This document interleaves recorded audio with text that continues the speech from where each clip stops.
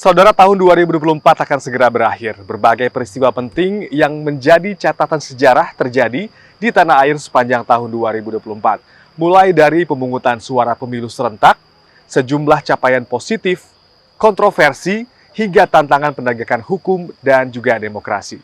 Sejumlah peristiwa penting yang mewarnai tanah air kami rangkum dalam Kaleidoskop 2024 bersama saya, Oki Satrial. Tahun 2024 merupakan tahun politik dalam penentuan kepemimpinan nasional melalui pemilu presiden 2024. Otak-atik koalisi parpol pasca pemilu, tidak lolosnya Partai Persatuan Pembangunan ke parlemen, dinamika pilkada serentak hingga gemuknya koalisi pemerintahan Prabowo dan juga Gibran menjadi sorotan publik dan menguras perhatian publik. Dan saudara, berikut cuplikan peristiwa politik penting sepanjang tahun 2024.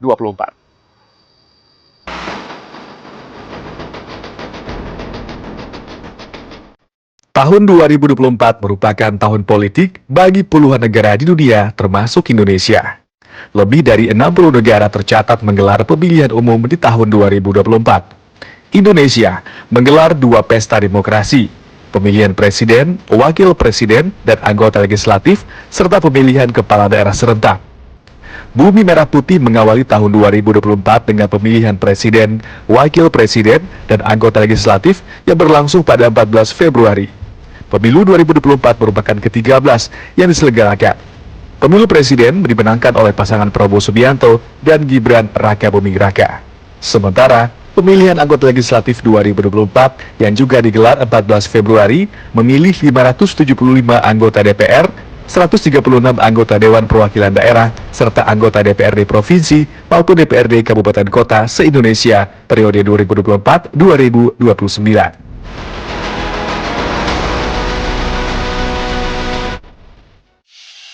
Setiap pelaksanaan pemilu di Indonesia terjadi beberapa dinamika dan perubahan sistem pelaksanaannya. Pada pemilu 2024, Partai Persatuan Pembangunan mencatat sejarah baru. Langkah P3 menuju DPR RI 2024-2029 kandas karena tidak ada satupun gugatan sengketa Pileg 2024 yang mereka ajukan dikabulkan oleh Mahkamah Konstitusi. P3 melayangkan total 24 gugatan sengketa Pileg ke MK. Di dalamnya terdapat gugatan atas hasil Pileg DPRD Kabupaten Kota, DPRD Provinsi, dan DPR RI.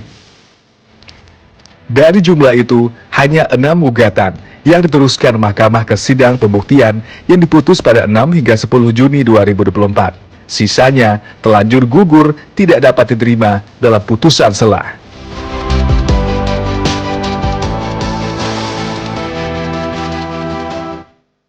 Dan terkait dengan ketidakmasuknya P3 ya dalam parlemen, ini satu hal yang sangat penting saya kira. P3 adalah salah satu partai yang lama ya, dia ada sejak zaman Orde Baru ya, bersama Golkar dan PDI.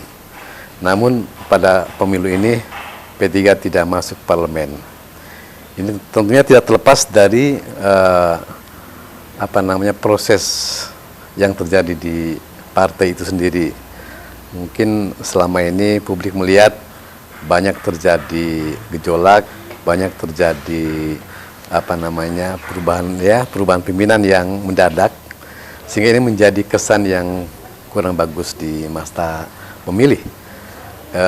Hal penting yang perlu diambil dari sini adalah bahwa setiap partai politik harus betul-betul bisa membaca keinginan masyarakat, juga harus betul-betul inovasi dan betul-betul update terhadap perkembangan.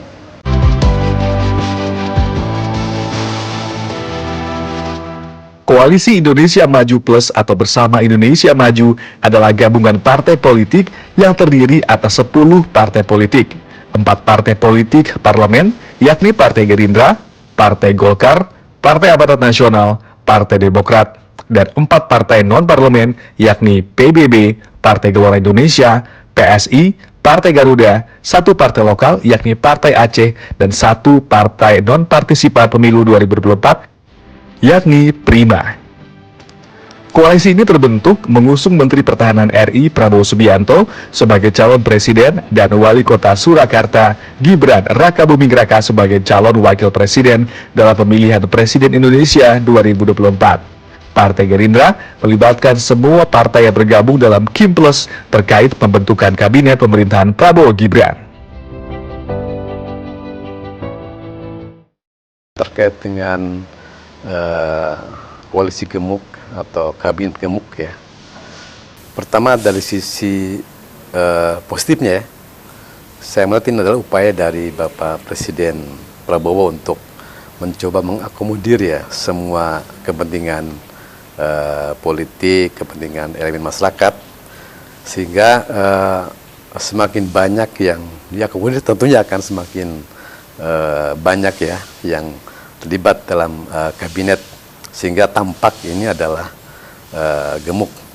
Tapi dari sisi keterwakilan, inklusivitas ini saya kira positif, sehingga dengan demikian diharapkan maka pemerintah Presiden Prabowo akan kuat gitu ya. Kalau pemerintah didukung oleh parlemen yang kuat, maka ini menjadi modal untuk menjalankan program-programnya. Namun juga ada tantangan, ini bagaimana misalnya tentang efisiensi, efektivitas, kemudian terkait dengan koordinasi. Biasanya yang gemuk itu menghadapi tantangan bagaimana bisa efisiensi dalam proses, efisiensi dalam anggaran ya, juga koordinasi. Ini saya kira ini kalau kabinet Prabowo memperhatikan tentang ini, efisiensi dan dan koordinasi ini, maka saya kira walaupun gemuk itu bisa diatasi ya, saya kira. Di tengah euforia menyambut pemimpin baru bangsa, kancah perpolitikan digemparkan dengan pengunduran diri Ketua Umum Partai Golkar Erlangga Hartarto dari jabatannya. Keputusan Erlangga muncul saat Partai Beringin ini tengah diterpa isu musyawarah nasional luar biasa penggantian Ketua Umum. Erlangga menyatakan keputusan itu diambil demi memastikan stabilitas transisi pemerintahan baru. Surat pengunduran dirinya ditandatangani Erlangga pada 10 Agustus 2024 dan diumumkan secara resmi keesokan harinya. Hanya selang beberapa hari pasca pengunduran diri Erlangga Hartarto, Bahlil Lahadalia yang saat itu menjabat sebagai Menteri Energi dan Sumber Daya Mineral resmi terpilih menjadi Ketua Umum Partai Golkar. Bahlil terpilih secara aklamasi dalam musyawarah nasional ke-11 Partai Golkar yang digelar pada 20 hingga 21 Agustus 2024.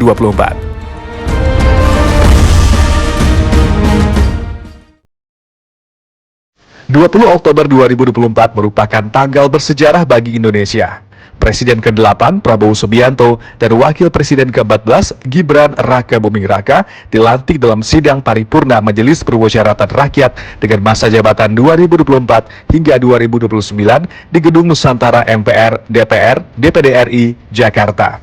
Pelantikan berjalan hikmat dan penuh semangat kebangsaan saat pidato pertama Presiden Prabowo Subianto yang menyerukan kepemimpinan berani serta berpihak kepada rakyat. Malam harinya, Presiden Prabowo Subianto mengumumkan 48 nama menteri dan 5 pejabat yang tidak berada di bawah koordinasi oleh Kementerian Koordinator serta 59 wakil menteri yang akan membantu pemerintahannya. 21 Oktober 2024, Presiden Prabowo Subianto melantik para menteri dan wakil menteri di Istana Negara, Jakarta. Selang satu hari, 22 Oktober, Kepala Negara melantik penasihat, utusan, dan staf khusus Presiden yang diisi oleh sejumlah tokoh dari berbagai kalangan.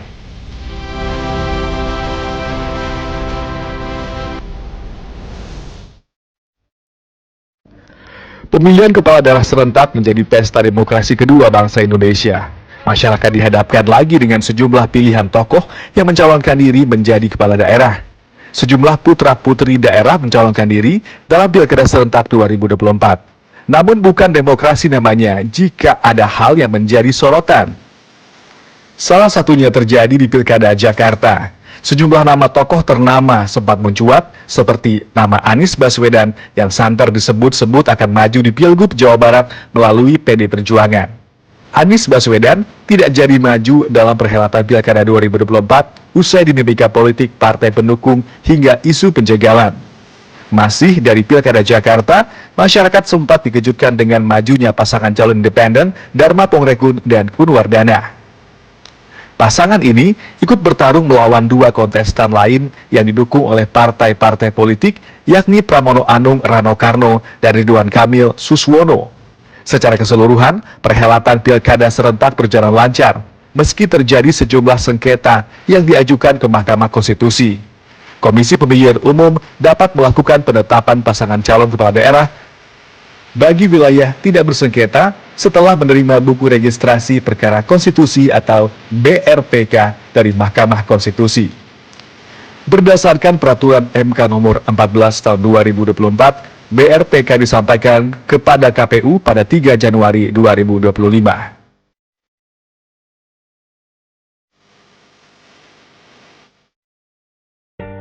Di saat euforia Pilkada serentak mulai mereda, masyarakat kembali dikejutkan dengan informasi dari perpolitikan negara. Partai Demokrasi Indonesia Perjuangan memberhentikan keanggotaan Presiden ke-7 Joko Widodo, Wakil Presiden Gibran Rakabuming Raka, dan Gubernur terpilih Sumatera Utara Bobi Nasution pada 16 Desember 2024. Selain ketiga nama tokoh tersebut, PD Perjuangan juga memberhentikan 24 kader lainnya dari berbagai daerah. Sebagian besar kader PD Perjuangan dikeluarkan dari partai karena melanggar etik. Proyeksi politik tahun 2025 ke depan atau tahun depan adalah saya melihat bahwa dengan Pak Prabowo sudah membentuk koalisi besar ya yang meng-hire semua partai politik sebesar-besarnya, bahkan saya kira beliau mengajak juga ke PDI ya.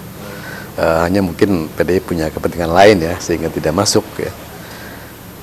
Saya secara pribadi melihat ini adalah satu kemauan ya dari Pak Prabowo untuk mencoba menyatukan masyarakat, termasuk menyatukan para tokoh politik ya, karena tadi dengan persatuan kekuatan di parlemen, kekuatan di pemerintahan, maka akan semakin mantap, semakin lancar dalam menjalankan program-program dan kebijakannya itu.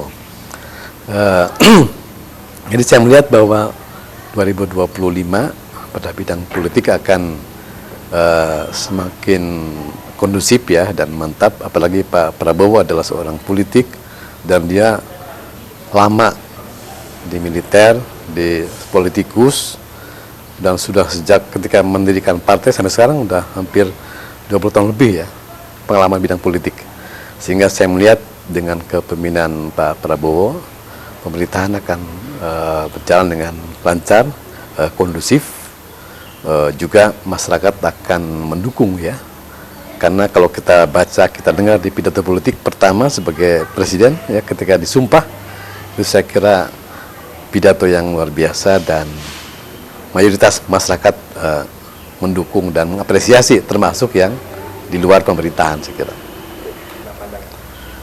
Dari sisi demokrasi politik ya, kan ada pilar-pilar yang mendukung demokrasi kan ya. Pertama adalah partai politik, kemudian pers ya, pers, kemudian juga ini apa namanya, partai politik, kemudian pers, itu sangat penting sih kira, dan parlemen ya. Nah, walaupun koalisi gemuk, saya kira parlemen tetap harus dikuatkan ya. Yang sudah secara jelas eksplisit kan Pak PDI ya, yang sudah siap kritis ya. Tapi saya kira karena suka ada lupa ya dalam kekuasaan itu, maka pilar yang lain saya kira pers harus betul-betul independen, pers harus betul-betul kritik, membantu pemerintah, membantu DPR dalam rangka mengawasi ya programnya pemerintah itu. Juga saya kira mahasiswa ya, mahasiswa sebagai elemen masyarakat yang kritis ya, saya kira harus terus kita dorong, dan saya mendorong para mahasiswa untuk senantiasa peduli, tidak a priori terhadap perkembangan bangsa negara ini. I don't ever slow up, no I don't take shit. I got no love for the fakeness. If you wanna play tough and wanna hate this, I'll always show up. I don't ever slow up, no I don't take shit. I got no love for the fakeness. If you wanna play tough and wanna hate this, I'll always show up and make a statement. I don't ever slow up, no I don't take shit. I got no love for the fakeness. If you wanna play tough and wanna hate this, I'll always show up and make a statement. Everything I do so instinctive and so passionate. Every word I move so descriptive like an adjective. I got a vendetta against people who patented being negative when you should be getting after it. I got facts over tracks, this and that. Spitting slow, spitting fast. I could roast, I could gas. Think I'm okay at last, but I don't know if that can erase all the past. And the pettiness, a reflection of the emptiness. Hilarious, you think you're worth my time, you're delirious. Mysterious, because you hide behind a fake exterior. Inferior, you know I'll always be a bit superior. Get off of me, this ain't no humble brag. I want you to hear words, you can say them back. I want you to feel free from the chains at last, and to believe in what you got, it was built to last, yeah. Now that I've been put through hell, I never got anyone's help. I had to do it all myself.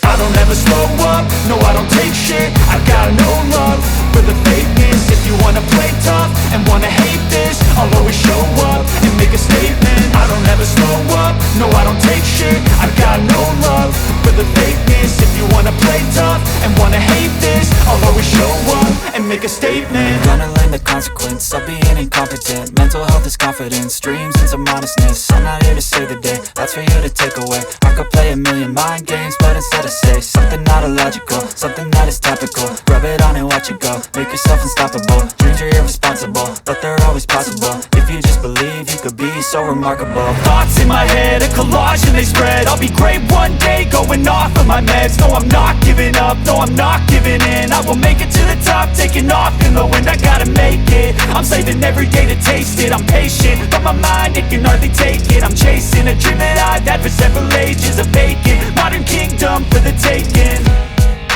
Now that I've been put through hell, I never got anyone's help. I had to do it all myself.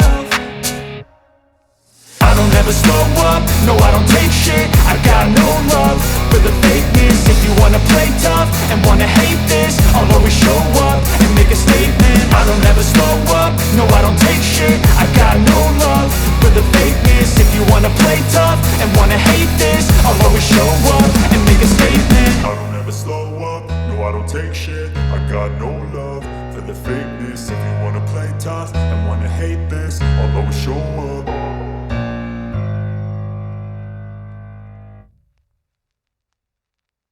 Triliun rupiah yang ditimbulkan akibat kerusakan ekosistem dan penambangan. Senin 23 Desember 2024, suami Sandra Dewi Harvey Muiz menjalani sidang putusan atas kasus ini. Majelis hakim menjatuhi pidana 6 tahun 6 bulan penjara dengan denda 1 miliar rupiah, juga harus membayar uang pengganti 210 miliar rupiah. Putusan ini juga lebih ringan separuh dibanding tuntutan jaksa penuntut umum yang menuntut Harvey 12 tahun penjara. Putusan ini mengagetkan publik karena alasan majelis hakim berpendapat tuntutan jaksa penuntut umum terlalu tinggi. Harvey dianggap hanya membantu teman, yaitu Direktur Utama PT RBT Suparta terkait kerjasama dengan PT Timah. Majelis hakim juga menilai Harvey selama persidangan berlaku sopan dan memiliki tanggungan keluarga.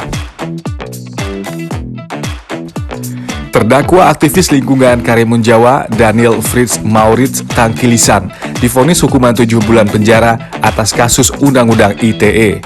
Daniel dinyatakan terbukti menimbulkan rasa kebencian untuk kelompok masyarakat tertentu berdasarkan atas suku, agama, ras, dan antar golongan atau SARA. Sidang putusan digelar di Pengadilan Negeri Jepara pada Kamis 4 April 2024. Daniel dikenakan denda 5 juta rupiah, namun jika tidak dibayar akan diganti dengan pidana kurungan selama 1 bulan. Masa penahanan yang telah dijalani Daniel dikurangi dari pidana yang dijatuhkan.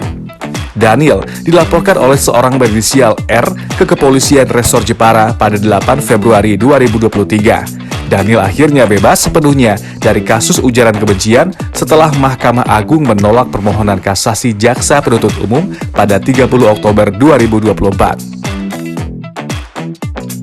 Dewan Kehormatan Penyelenggara Pemilu DKPP menjatuhkan putusan etik berupa sanksi pemberhentian tetap kepada Ketua KPU Hasyim Asyari.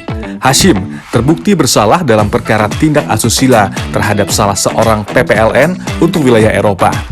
Ketua Majelis Sidang Hedi Lugito saat membacakan putusan di ruang sidang DKPP Jakarta Pusat pada Rabu 3 Juli 2024 menyatakan memutuskan mengabulkan pengaduan pengadu untuk seluruhnya, menjatuhkan sanksi pemberhentian tetap kepada teradu Hasyim Asyari selaku ketua merangkap anggota KPU terhitung sejak putusan dibacakan.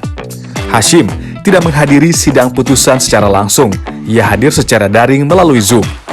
Dalam putusan disebutkan Hasyim terbukti melakukan pemaksaan hubungan badan terhadap anggota PPLN Belanda wilayah Den Haag. DKPP mengatakan hubungan badan terjadi pada 3 Oktober 2023. Kejadian tindak asusila itu terjadi ketika DKPP menyelenggarakan bimbingan teknis atau BIMTEK di Den Haag. Menteri Perdagangan periode 2015-2016 Thomas Trikasih Lembong atau akrab disapa Tom Lembong ditetapkan sebagai tersangka oleh Kejagung pada 29 Oktober 2024 terkait pemberian izin impor gula. Tom Lembong dituduh telah merugikan negara hingga 400 miliar rupiah karena mengizinkan impor gula ketika stok gula di dalam negeri sedang surplus. Selain Tom, Kejagung menetapkan ex-direktur pengembangan bisnis PT Perusahaan Perdagangan Indonesia 2015-2016 Charles Sitorus sebagai tersangka dalam kasus ini. Pasca ditetapkan sebagai tersangka, Tom Lembong mengajukan gugatan pra-peradilan ke Pengadilan Negeri Jakarta Selatan. Hakim Pengadilan Negeri Jakarta Selatan Tumpanul Limarbun yang menangani pra-peradilan tersangka dugaan korupsi impor gula Thomas Lembong menolak gugatan pra-peradilan tersebut. Hakim menyampaikan Kejaksaan Agung sudah melakukan gelar perkara dan menemukan 2 alat bukti yang cukup untuk menaikkan status perkara Tom dari penyelidikan menjadi penyidikan. Hingga kini, 130 saksi telah diperiksa, namun berkas disebut Kejagung belum rampung.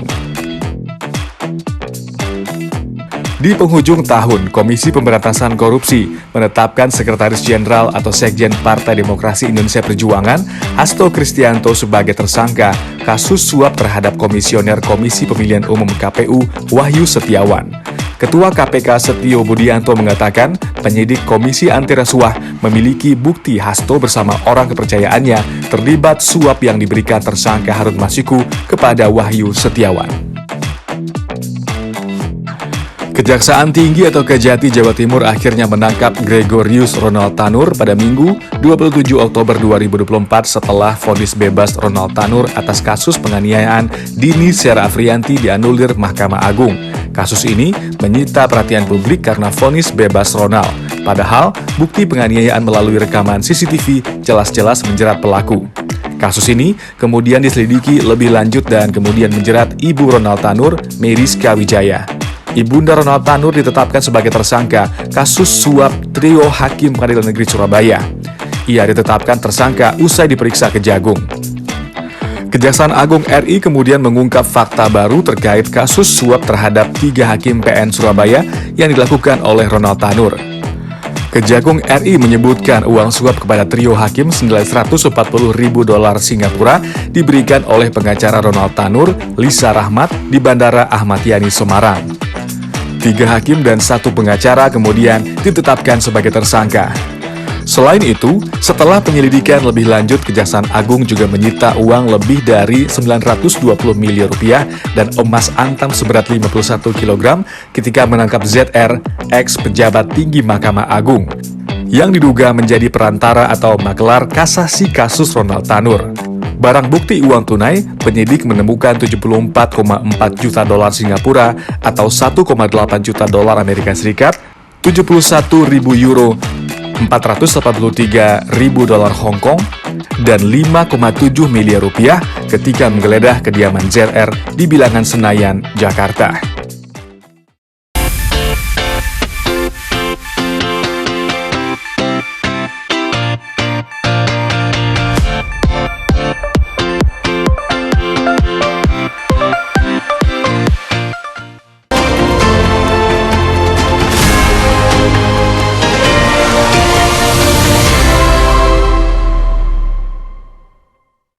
sumber depresi? Karena manusia syarat kepentingan. Kita dikecewakin sama orang, Bu, karena dia punya persoalan.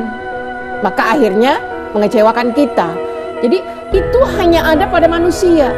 Kalau dari luar itu mungkin ada pengaruhnya juga, tapi dari dalam itu kayaknya lebih kuat ya Bu ya. Makanya kita mesti mengajarkan itu regulasi diri, regulasi emosi.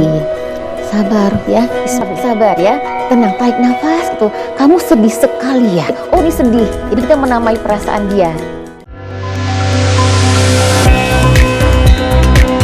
Bentangan alam nan memukau, seni dan warisan budaya yang beragam.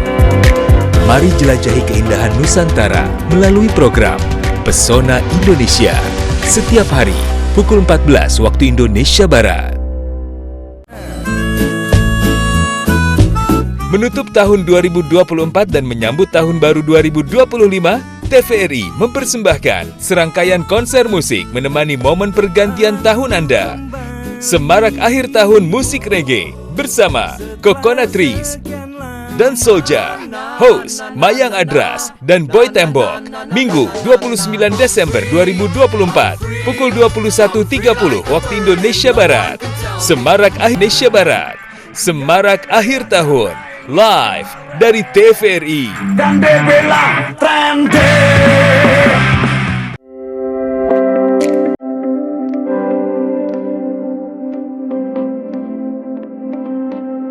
Melihat anggur ini sangat prospek. Ternyata anggur itu bisa dibudidayakan di Indonesia, utamanya di dataran tinggi.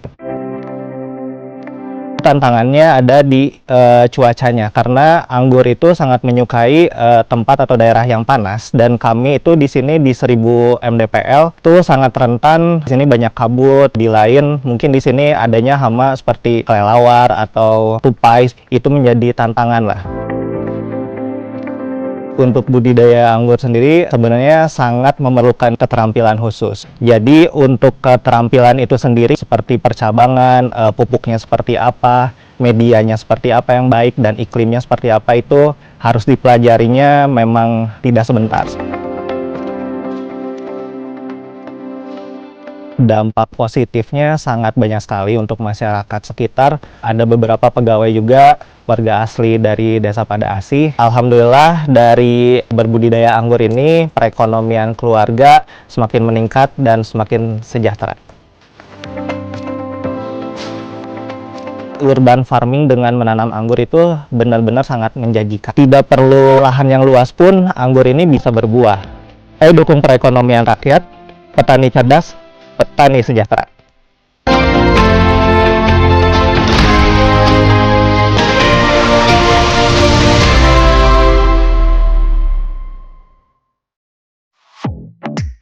Direktorat Reserse Kriminal Umum Polda Metro Jaya telah menetapkan sebanyak 28 tersangka kasus website perjudian online yang melibatkan oknum di Kementerian Komunikasi dan Digital atau Komdigi. 24 tersangka memiliki peran masing-masing, yaitu 4 orang sebagai bandar, pemilik, pengelola website judi, 7 orang berperan sebagai agen pencari website judi online, 9 oknum pegawai Kementerian Komdigi berperan menelusuri website judi online dan melakukan pemblokiran. 2 orang berperan dalam melakukan tindak pidana pencucian uang atau TPPU. Buntut kasus ini, Menteri Koperasi Budi Aris Setiadi diperiksa Badan Reserse Kriminal Polri terkait kasus judi online. Oknum Kementerian Komunikasi dan Digital Komdigi yang semasa ia menjabat bernama Kominfo pada Kamis 19 Desember 2024. Pada 20 Desember 2024, Mabes Polri memeriksa 15 pegawai Komdigi termasuk Budi Ari. Ia dicecar dengan 18 pertanyaan. Menteri Luar Negeri Retno Marsudi menyampaikan pernyataan lisan atau oral statement Indonesia mengenai isu Palestina pasca konflik berkepanjangan dengan Israel di hadapan Mahkamah Internasional ICJ di Den Haag, Belanda pada 23 Februari 2024. Menlu Retno berbicara di hadapan ICJ dengan lantang memperjuangkan hidup rakyat Palestina. Pada 21 Mei 2024, Mahkamah Agung mengabulkan permohonan pra-peradilan Peggy Setiawan. Putusan tersebut menyatakan bahwa penetapan Peggy Setiawan sebagai tersangka tidak sah dan batal demi hukum. Peggy Setiawan adalah tersangka kasus pembunuhan Vina dan Muhammad Rizky atau Eki di Cirebon yang ditangkap oleh Polda Jawa Barat pada 21 Mei 2024. Peggy ditetapkan sebagai tersangka sehari setelah penangkapannya.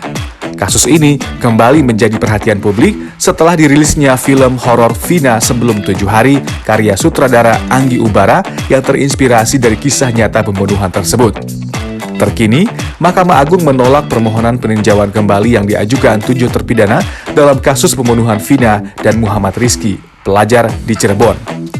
Majelis PK tidak menemukan adanya kekeliruan nyata dalam putusan Judex Facti ataupun Judex Juris dalam perkara tersebut. Di bulan September, beberapa kasus kriminal menggemparkan, di antaranya kasus bocah tewas di Lakban, temuan 7 mayat di Kali Bekasi, dan pembunuhan penjual gorengan di Padang Pariaman, Sumatera Barat. Kasus bocah tewas di Lakban menjadi sorotan media dan publik karena cara pembunuhan yang kejam terhadap anak di bawah umur. Korban ditemukan dalam kondisi mengenaskan dengan tubuhnya terbungkus lakban dan pelaku berhasil ditangkap oleh pihak kepolisian setelah dilakukan penyelidikan mendalam dan pengakuannya membantu mengungkap motif serta detail kejahatan yang dilakukan. Motif pembunuhan anak itu karena tersangka dendam dan punya masalah utang dengan ibu dari anak tersebut. Minggu 22 September 2024, warga Bekasi dikejutkan dengan penemuan 7 mayat di Kali Bekasi, tepatnya di kawasan Jati Asih. Penemuan itu terjadi setelah seorang warga setempat melihat benda mencurigakan yang ternyata adalah tubuh manusia. Setelah dilakukan pemeriksaan, polisi menemukan bahwa ketujuh korban berjenis kelamin laki-laki diduga berusia belasan tahun yang tenggelam, positif menggunakan narkoba dan hendak tawuran. Sementara itu, misteri hilangnya penjual gorengan di Padang Pariaman, Sumatera Barat akhirnya terungkap setelah polisi menangkap pelaku berusia 27 tahun. Tersangka mengakui telah memperkosa dan membunuh korban saat menjajakan gorengan dagangannya. Hal ini diungkapkan saat interogasi di Mapolres Padang Pariaman. Jasad korban ditemukan usai warga menemukan tempat yang dicurigai di perkebunan, yaitu gundukan tanah yang ditutupi ranting dan dedaunan. Mahkamah Konstitusi atau MK melalui putusannya mengejutkan banyak pihak karena mengubah ambang batas pencalonan calon kepala dan wakil kepala daerah di Pilkada serentak tahun 2024.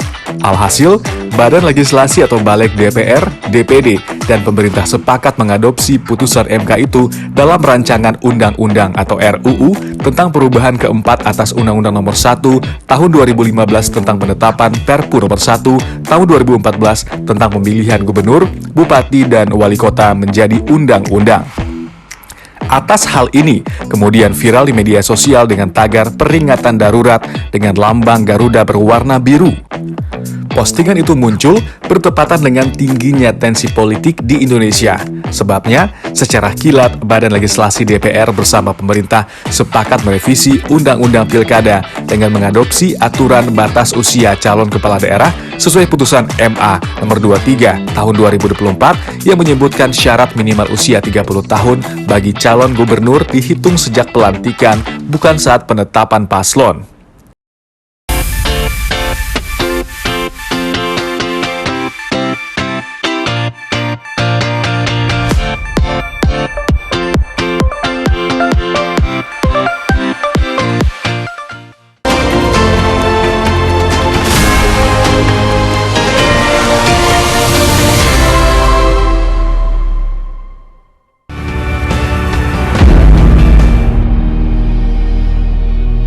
Sosok-sosok inspiratif yang memberikan manfaat bagi masyarakat, serta mengangkat realita kehidupan yang terjadi dari berbagai penjuru tanah air.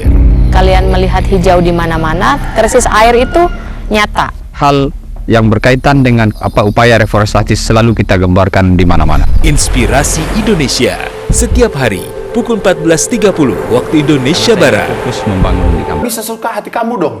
Mau saya pecat kamu? Pelangi dan Awan, kakak adik yang selalu bersama melewati berbagai rintangan. Ibu ya nak, ini semua kesalahan ayahmu yang seenaknya sama ibu. Awan memimpikan bisa makan bersama keluarganya lagi. Keinginan itu menjadi misi penting bagi Pelangi. Kasih waktu, kasih waktu. Kamu perempuan yang tidak bertanggung jawab. Ini semua bermula dari kamu. Aku nggak akan begini kalau tidak ada alasan yang jelas dari kamu. Dan kau bahkan sampai menikahi laki-laki itu. Perempuan macam apa kamu? Maaf, tidak cukup buat aku. Udah cukup. Ayah kasih nama aku Pelangi, artinya biar hidupnya penuh dengan warna. Jadi ini maksudnya ayah. Hanya untuk warna dalam hidup Awan. Dan peran ayah sekaligus ibu untuk hidup Awan. Dapatkah Pelangi mewujudkan impian Awan? Pelangi merengkuh Awan. Selasa 31 Desember 2024 pukul 17 waktu Indonesia Barat.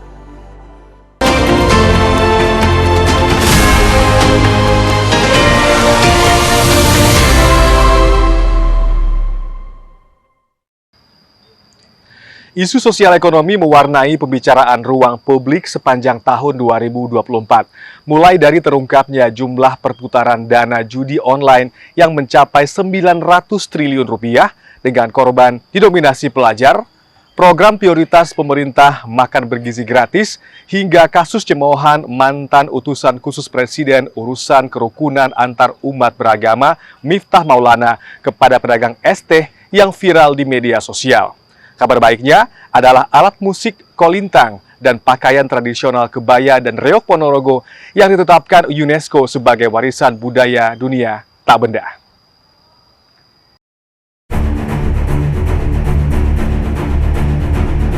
Tak bisa dipungkiri, di tahun 2024 ada satu topik pembahasan yang panas diperbincangkan oleh berbagai lapisan masyarakat, yakni mengenai bahaya jeratan judi online atau judi daring. Perputaran dana dan transaksi judi online di Indonesia bernilai 900 triliun rupiah. Dalam periode yang sama, pemerintah menyebutkan ada sebanyak 8,8 juta masyarakat Indonesia yang menjadi pemain judi online dengan mayoritas masuk golongan ekonomi menengah ke bawah, termasuk para pelajar dan mahasiswa. Di tahun 2024, setiap harinya pemerintah menutup akses setidaknya ke puluhan ribu situs website, platform media sosial, hingga konten-konten yang terindikasi judi online. Dalam data terbaru Kementerian Komunikasi dan Digital, Kemkomdigi, sejak 2017 hingga 17 Desember 2024, ada sebanyak 5,4 juta konten judi online yang telah diputus aksesnya oleh pemerintah. Pemerintah juga menggencarkan literasi digital kepada masyarakat agar terhindar dan mengenal bahaya judi online. Terbaru seperti langkah yang digerakkan oleh Menteri Komunikasi dan Digital Mutia Hafid dengan menggandeng para pemuka agama untuk menyosialisasikan bahaya judi online. Memasuki penanganan yang lebih serius, pada pertengahan 2024, pemerintah melihat judi online sebagai ancaman nasional, sehingga akhirnya Presiden ke-7 RI Joko Widodo memutuskan membentuk Satuan Tugas Penanganan Judi Daring.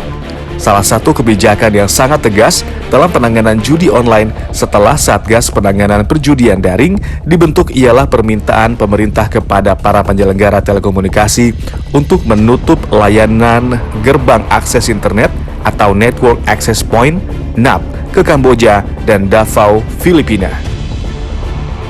Bersama masalah bangsa yang kalau tidak diatasi, ini tidak hanya bagi pelajar terutama ya, tidak hanya mereka ada penurunan semangat belajar, tapi juga aspek dampak-dampak lain, misalnya bisa kriminal ya, bisa kesehatan dan yang lainnya. Saya kira yang pertama adalah saya kira edukasi ya. Jadi kita perlu mengedukasi para pelajar ya, para mahasiswa tentang dampak buruk dari perjudian itu.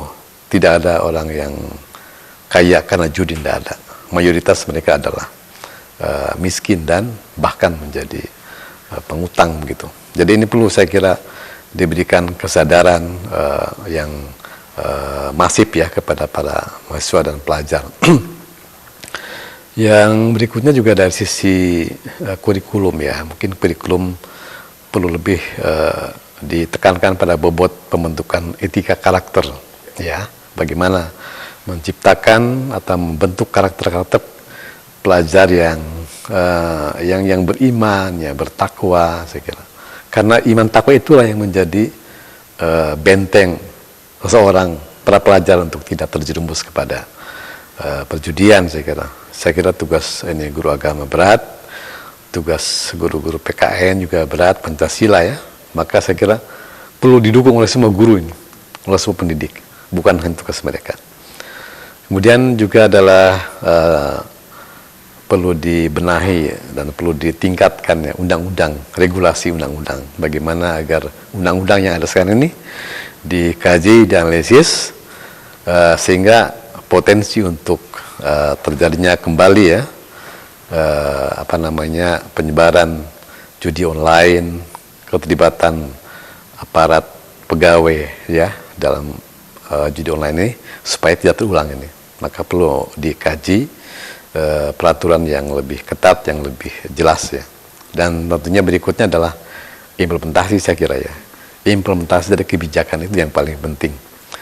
Bagaimana kita bisa mengimplementasikan kebijakan tentang larangan judi ini ya oleh Kementerian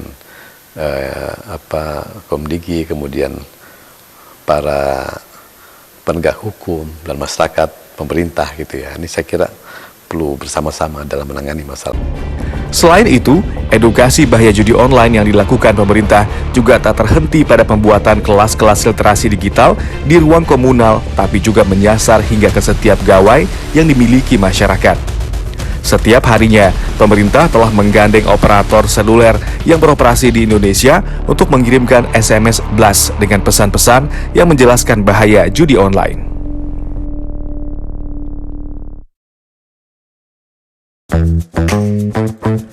Pemerintah siap melaksanakan program makan bergizi gratis mulai Januari 2025.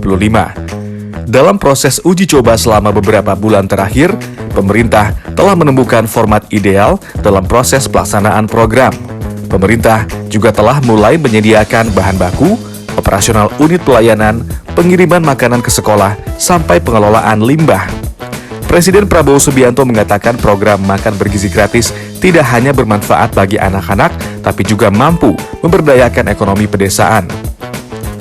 Program makan bergizi gratis juga hal strategis dengan memberdayakan ekonomi pedesaan, kecamatan, kabupaten, dan provinsi. Presiden Prabowo mengatakan puluhan triliun akan beredar di daerah-daerah karena adanya program makan bergizi gratis. Ia memberikan contoh dari semula 1 miliar kini mencapai 8 miliar rupiah uang yang berputar di desa per tahunnya. Sebelum penerapan program ini, makan bergizi gratis telah diuji coba di berbagai daerah di Indonesia.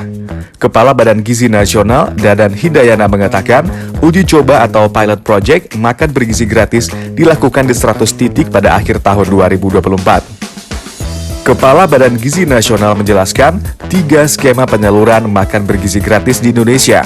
Pertama, akan dibangun Central Kitchen yang terpusat. Opsi kedua adalah penempatan Central Kitchen di sekolah atau pesantren, dan ini dilakukan jika sasarannya minimal 2.000 anak. Dan ketiga, akan melayani daerah-daerah terpencil yang sulit untuk dijangkau.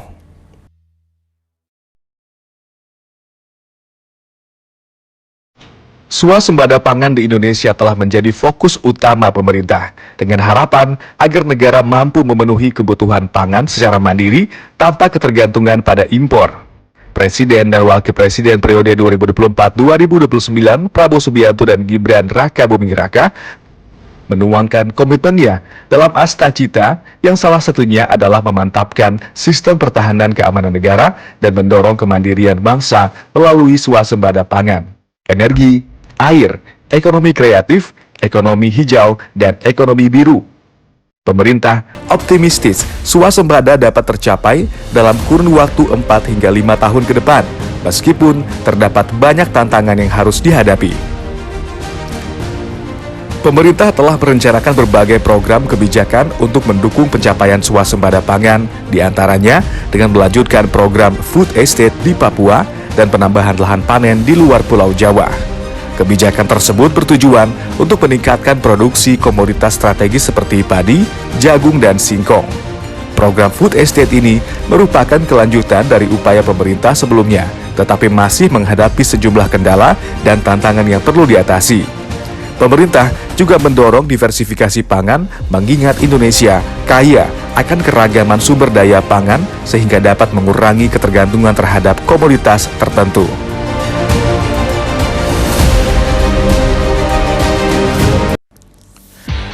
Awal November 2024, Presiden Prabowo Subianto secara resmi menandatangani peraturan pemerintah PP nomor 47 tahun 2024 tentang penghapusan piutang macet kepada usaha mikro, kecil, dan menengah atau UMKM. Kebijakan tersebut mencakup penghapusan tagihan piutang macet kepada UMKM di 3 bidang, yakni pertanian, perkebunan dan peternakan, perikanan serta kelautan, dan UMKM lainnya seperti mode busana, kuliner, industri kreatif, dan lainnya. Presiden Prabowo menjelaskan bahwa kebijakan tersebut tidak terbelakangi oleh masukan dari berbagai pihak, khususnya kelompok tani dan nelayan di seluruh Indonesia. Menurut Presiden, selama ini para pelaku UMKM menghadapi tantangan besar dalam mempertahankan keberlanjutan usaha mereka. Presiden Prabowo menekankan bahwa produsen di bidang pertanian, UMKM, dan nelayan merupakan penopang pangan bangsa yang sangat penting. Oleh karena itu, kebijakan ini diharapkan mampu memberikan dukungan bagi sektor-sektor yang berperan penting dalam ketahanan pangan dan perekonomian nasional. Sementara untuk teknis penghapusan utang, kebijakan ini hanya berlaku untuk beberapa kategori pinjaman. Di antaranya, pinjaman dengan jumlah maksimal 50 juta rupiah.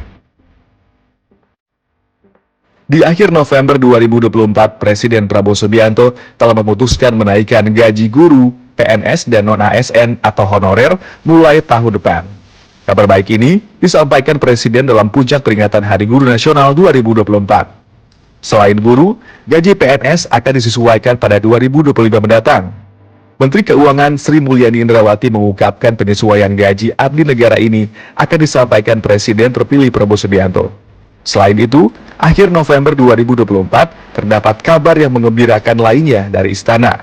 Presiden mengumumkan rencana kenaikan upah minimum provinsi atau UMP sebesar 6,5% yang telah ditindaklanjuti oleh Kemenaker dengan menaikkan Permenaker nomor 16 tahun 2024. Pada pasal 2 ayat 3 dan pasal 5 ayat 2 Permenaker jelas dikatakan bahwa kenaikan UMP untuk tingkat provinsi maupun kabupaten kota sebesar 6,5% dari UMP sebelumnya. Bak sebuah kado tahun baru, pasal 11 Permenaker ini menentukan UMP yang telah ditetapkan dengan menerapkan angka kenaikan upah tersebut akan berlaku pada 1 Januari 2025. Saya kira dengan melihat sosok Prabowo ya, dia adalah seorang tentara, tapi beliau adalah anak dari dosen guru kan, Profesor Sumitro ya. Saya kira itu ada darah guru dalam diri beliau. Maka saya kira sesuatu hal yang memang sudah sepatutnya dan kita apresiasi saya kira kebijakan Pak Prabowo menaikkan gaji guru baik ASN maupun yang honorer ya. Standar gaji guru kita masih di bawah negara lain ya, Malaysia misalnya, walaupun sudah ada sertifikasi. Namun demikian saya kira apresiasi dari Pak Prabowo itu harus diimbangi oleh kita, oleh para pendidik saya kira, supaya kita bekerja secara maksimal ya. Karena bagaimanapun yang namanya manusia itu tidak akan puas ya. Ya kita syukuri ya kebijakan ini dan mari para guru untuk tetap lebih semangat lagi di dalam mengabdi kepada masyarakat begitu ya. Baik. Di sisi lain ada kebijakan juga. Di awal Desember 2024, jagat media sosial hingga laman media konvensional dihebohkan dengan pemberitaan utusan khusus Presiden bidang kerukunan beragama Miftah Maulana alias Gus Miftah yang mengolok-olok pedagang es teh. Hal ini terjadi saat Miftah Maulana menghadiri tablik akbar di Magelang, Jawa Tengah. Kata tidak pantas itu diucapkan Miftah saat pedagang es keliling berdiri di tengah-tengah jamaah.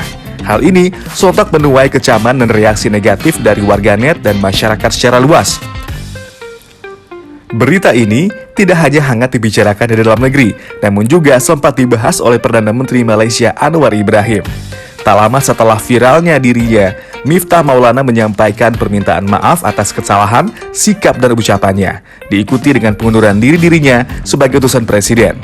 Banyak yang memuji langkah Miftah sebagai sikap seorang ksatria, namun banyak pula yang mencibir karena Miftah diketahui telah beberapa kali melakukan sikap tak terpuji terhadap beberapa orang sebelumnya.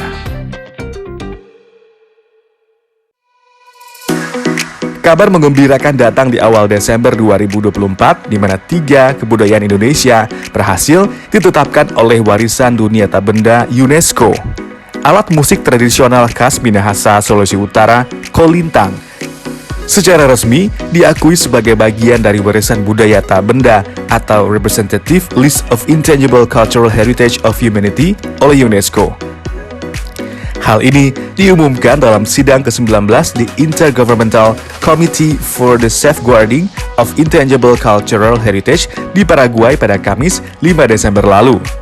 Di kesempatan yang sama, seni tradisional Reok Ponorogo juga resmi dimasuk dalam daftar warisan budaya tak benda UNESCO, tepatnya dalam kategori In Need of Urgent Safeguarding. Sebelumnya, kebaya ditetapkan sebagai warisan budaya tak benda dunia oleh UNESCO pada sidang ke-19 Session of Intergovernmental Committee on Intangible Cultural Heritage di Paraguay pada 12 April 2024. Kebaya merupakan warisan budaya tak benda UNESCO yang dinominasikan bersama oleh 5 negara Asia Tenggara, yakni Indonesia, Malaysia, Brunei Darussalam, Singapura, dan Thailand.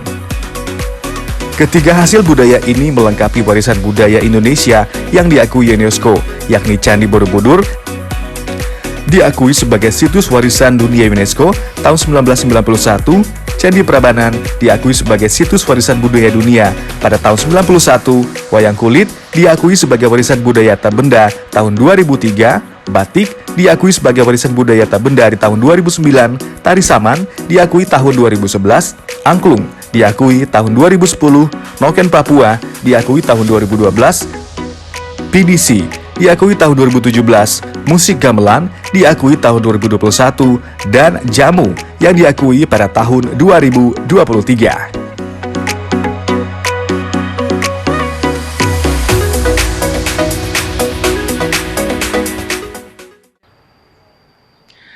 Berbagai peristiwa yang terjadi sepanjang tahun 2024 sejatinya menjadi pelajaran bagi kita semua untuk menyambut datangnya tahun baru 2025 dengan semangat yang baru. Dan demikian Kaleidoskop Dalam Negeri 2024, saya Oki Satrial, sampai jumpa.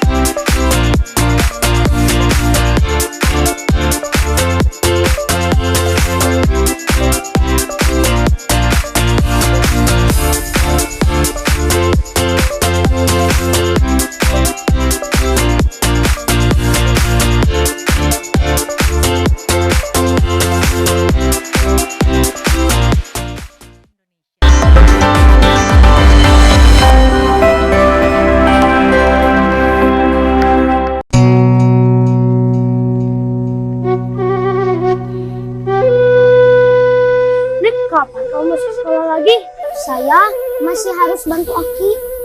Sabar ya, Rip. Ya, Ki. Awas, hati-hati licin. Ayo. Halo. Assalamualaikum. Waalaikumsalam. Pak Kades, ada sembako buat Aki sekeluarga. Silakan. Aki, ini kenapa? Sepertinya sedang tidak sehat. Saya sama suami atas minggu ini begini keadaannya. Atas berobat? Acan, Bu Dokter. Sekarang tidak usah khawatir lagi soal biaya berobat. Semua sudah dijamin oleh pemerintah. Namanya Jamkesmas. Semua biaya gratis. Bukan hanya itu saja, Ki. Untuk kebutuhan sehari-hari, pemerintah punya program KKS atau Kartu Keluarga Sejahtera. Ibu bawakan seragam dan perlengkapan sekolah yang baru. Bantuan pendidikan dari pemerintah atau PIP. Alhamdulillah, kini Alif bisa sekolah lagi. Yeay! Sekarang giliran saya Pak Kades. Saya dapat apa dong Pak Kades? Dapat ini aja Mang Aep. Iya. Ayo, dukung gerakan pengentasan kemiskinan. Tiap warga Indonesia berhak mendapatkan layanan kesehatan yang baik dan bermutu. Dengan pendidikan yang baik, Mari ciptakan generasi Indonesia emas.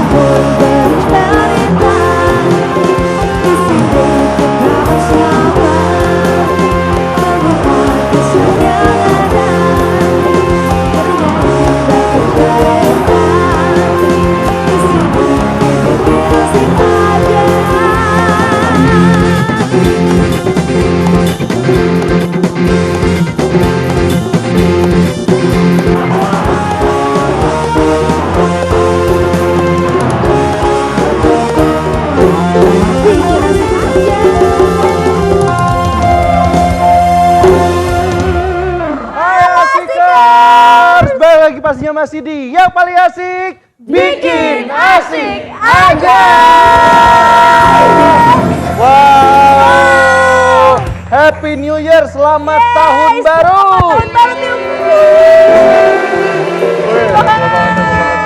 Luar biasa ya, nggak kerasa ya Shalva ya. Ini udah mau tahun baru lagi ya. Asli, ini kita udah di penghujung tahun banget nih Betul Asikers ya. Udah nggak kerasa setahun, nggak kerasa banget tuh, udah lewat ya. Besok udah setahun depan lagi, ada 2 tahun. Bener, iya. Dan pastinya banyak banget lah yang kita lewatin di tahun ini ya Shalva ya. Betul banget. Mau senengnya, sedihnya. Sedih, sengsara. Oh iya, pokoknya banyak semuanya. kan? Tapi kayaknya kalau kita lebih banyak kan sedih sengsaranya ya. Lebih banyak sengsaranya. Jangan sampai dong ya. aja. Ya tapi pokoknya kita nggak akan bikin sedih nih. Kita pasti Betul. bakal bikin Kita seru-seruan. happy di sini. Jadi makanya langsung aja kayaknya kita panggilin ya. Oke. Ini dia salah satu band yang ini sebenarnya udah lama ya. Tapi di tahun 2024 ini wah Lagunya naik viral lagi. Viral Berarti lagi. ini lagu lama viral lagi. Betul, yang masih enak deh kita dengerin di tahun 2024. Langsung aja kita panggilin nih Asikers. Ini dia Vegeta.